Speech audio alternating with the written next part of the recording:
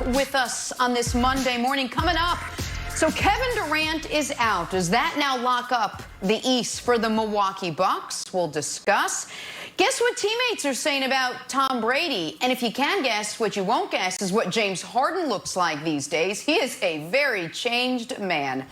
But we begin this morning's program with more fallout in reaction to nationwide protests about social injustices. On Thursday, a group of high-profile NFL players, including Michael Thomas, Patrick Mahomes, OBJ, Ezekiel Elliott, and Deshaun Watson, released a video urging the NFL to condemn racism and admit wrongdoing and silencing them from peacefully protesting. On Friday, NFL Commissioner Roger Goodell responded with this.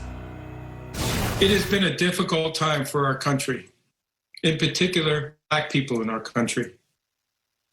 First, my condolences to the families of George Floyd, Breonna Taylor, Ahmaud Arbery, and all the families who have endured police brutality. We, the National Football League, condemn racism and the systematic oppression of Black people.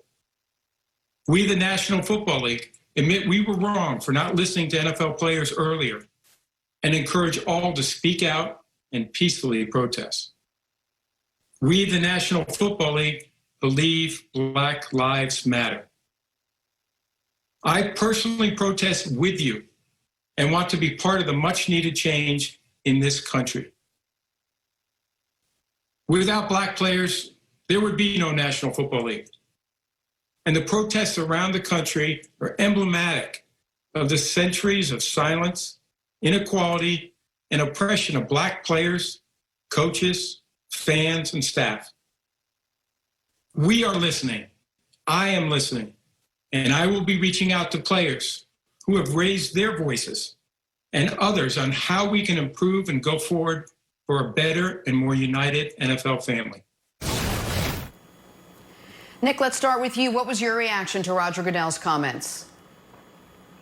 My reaction to Roger Goodell's comments is I am so incredibly grateful and so incredibly thankful to the hundreds of thousands of my fellow Americans who over the last week and a half have taken to the streets, because while there is still work to be done, while the job is not even close to finished, the Overton window on this has shifted, and you saw it right there. What was once, whenever we talked about police brutality, we immediately had to talk about the flag or patriotism or the soldiers. Whenever someone tried to say Black Lives Matter, an obvious statement of fact, they were met with the nonsense retort of all lives matter, or you're actually the racist, or you're the one that's making it about color, as opposed to recognizing what the movement actually is about. And when you see Roger Goodell stare down into the barrel of the camera and say, Black Lives Matter, when you see Roger Goodell stare down into the barrel of the camera and say the NFL was wrong, I never expected that to happen. And it does not happen without the folks in the streets over the last week and a half. So I want to give Goodell immense credit here. Now, I understand folks are going to say it's not enough. And maybe it isn't. And Cap is still blackballed, and that will always be a stain on the NFL's legacy and the NFL's record on this. But right now, where we are today, we are closer to affecting positive actual change than we were 2 weeks ago. And the discussion is more honest than it ever has been. And Roger Goodell surprised me by giving that statement and releasing it Friday night. I also want to quickly give credit to Drew Brees, because I was very critical of Drew on Thursday. Drew then, while we were on the air, released an apology that I was skeptical of.